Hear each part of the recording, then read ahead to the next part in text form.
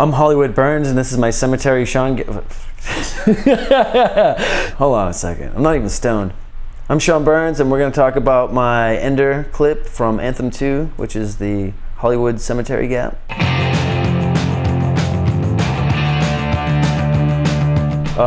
May 2009? Yeah, it was May 2009. Jeff Slattery and Stu had mentioned this gap to me that was in Richmond, and me and Stu just, made it a point to go there at some point while filming for Anthem II. And I know Rob Tibbs initially was the one that found it.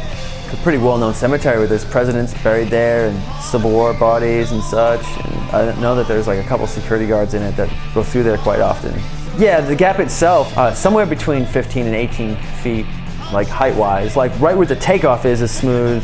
And like the distance with like the landing and everything, it's dialed. I think mainly one of the only reasons no one had jumped it was because the run-up is all cruds and rumpled siltskin bumps and stuff. And I'm used to that type of stuff. Living in Boston, everything's just old and cruddy and destroyed from winter. So riding over gravestones and stuff is just, yeah, I couldn't not try that. Yeah, I had to.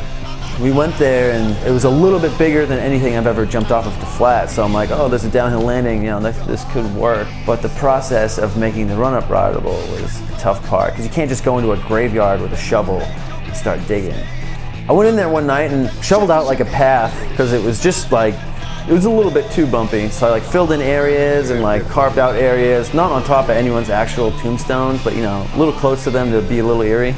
Then we went there in the daylight the next day and the path was way off. I actually made the run up worse. So if you watch the footage, you kind of like feet are like bouncing off everywhere. And then actually one of the hardest parts was like the initial speed. I had to like pedal uphill, and I could pedal down it too, just to make sure that I didn't hang up on the cement. I hit one bump, my foot went underneath my pedal, and I just like skidded just enough time to like not fall off over the edge. If I'd been going any bit faster though, if the run-up was any nicer and that had happened, then would have tumbled over like a bad baby. Crandall definitely jinxed me on it. Am I gonna be in the Anthem video?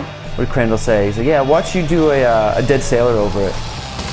Crandall jinxed me. I definitely did, I think, like 2 or 3 dead sailors over it before I actually got like a good tuck into it. I'm just weird about my tucks, and I like to be pristine with it. The last one I did, I was like, hell yeah. It was fun to jump. The only scary part was the run-up. The actual gap itself was a good time. Actually, I don't even think that I knew that that was going to be the ender, but I kind of had a feeling that with the setting and everything that could be the last clip. Just fit my style, I guess. I already look like a corpse. Might as well have the ender be a corpse hopping over a graveyard, right? It's one of the only clips I've done where I actually celebrated later on. Got weirdy in the brain and had sex in Crandall's trailer. But not with Crandall, yeah. There's a Buren Boys grave up there. Pedal and dead heads over the Buren Boys. AJ Ford, Pandemonium with the Garbo.